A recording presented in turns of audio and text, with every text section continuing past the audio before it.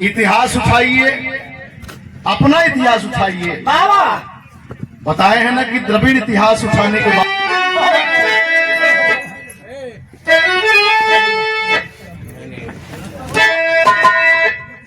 मैंने सुना है मैं खाने का,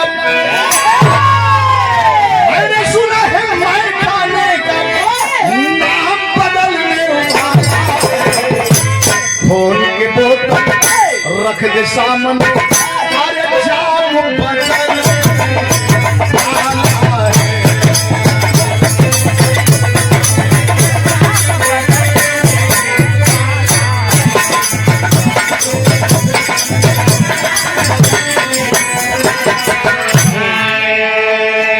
मादरी माननीय आप श्रीमान अशोक सिंह साहब वो 500 में से और मारते हैं कौन 300 बचल। बड़ा प्यार हो, बड़ा स्नेह हो, लेकिन बात पर जरा सा गौर करेंगे।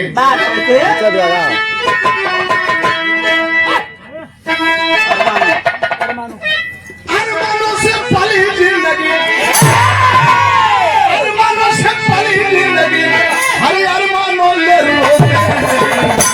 आंखों से बहता है आंसू, अरे शीशा किसी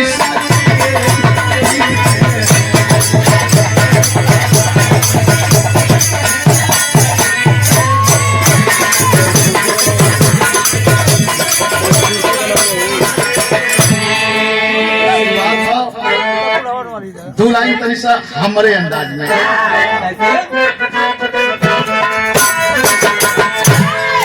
एकलव्य वीर का अंगूठा,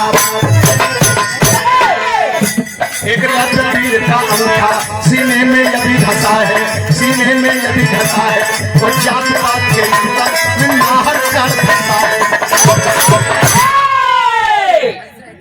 आज भी अंगूठा काटल जाता है, द्वापर में तो एक अंगूठा कटायल, लेकिन इसमें हम सारे लोग अंगूठा कटवा रहे हैं। जानते हैं कैसे कटवा रहे हैं?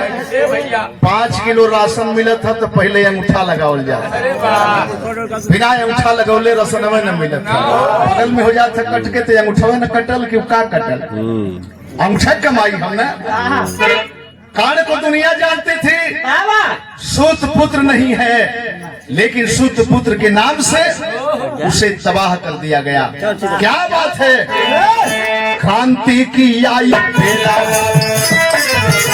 क्रांति की आई बेला, पिछड़ा गरीब लड़ सारा, पिछड़ा गरीब लड़ सारा, फांसी का फंदा खोला, अंग्रेजों को जन्म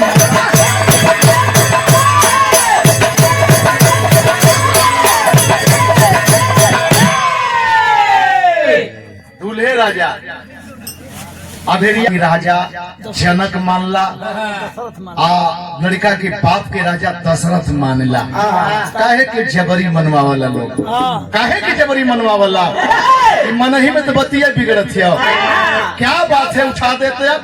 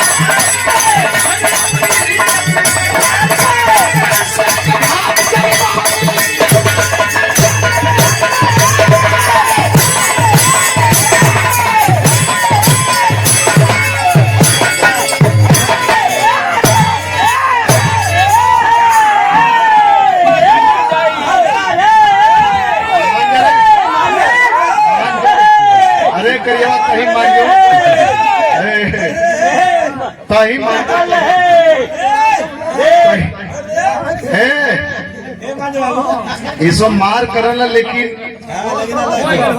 हो गल भैया अपनी आबरू कैसे कथाक चल पाती। आदेश हो गया दलित बैकवर्ड, दलित बैकवर्ड मोछ बढ़ा के नहीं चलेंगे, पगड़ी बांध के नहीं चलेंगे, जूता चप्पल डाल के नहीं चलेंगे, और चलेंगे तो कब चलेंगे? न सुबह में चलेंगे, न शाम को चलेंगे, दोपहरी में चलेंगे। बाजा बजाते हुए चलेंगे। क्यों दोपहरी में? क्यों? शाम को आपकी परछाई लंबी होती है, सुबह में आपकी परछाई लंबी होती है, आपकी परछाई कहीं उनके ऊपर न पड़ जाए। कितना नीचे हम रहल गए। और दोपहर का परछाई आपके करीब में होले, ऐसे आपकी परछाई कहीं और के ऊपर दूषित नहीं करेगी। कैसे जियत रहलन लोग। अच्छा, ये तो बात अपने जगह पर रहल, लेकिन माँ बहनों के लिए आज हमारी बेटी अर्धनंग चलेगी।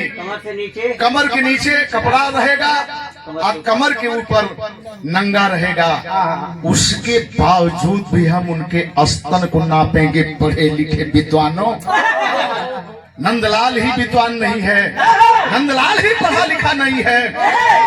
स्तन को नापेंगे इंची टेप से, तब टैक्स लगाएंगे किसका कितना बड़ा है, किसका कितना बड़ा है। कैसे जियत रहने लोग हो। एक लाइन संकेत है,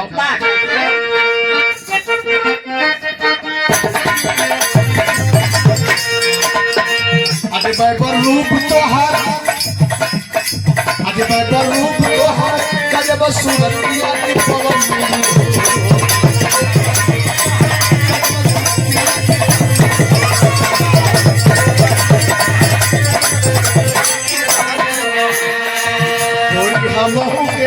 पागला पनवलून हो इनका होता के पसंद नहीं। बाजार नया देश हो गया, ये आते हैं सामान लेने तो इनको बढ़िया सामान न दी जाए।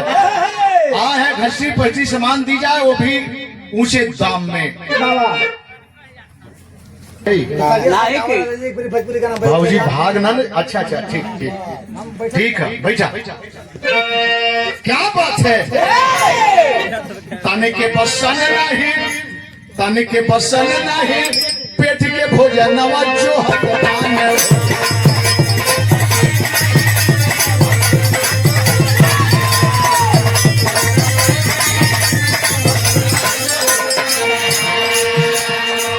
कहिया बदली ससनवा जो हकदान हो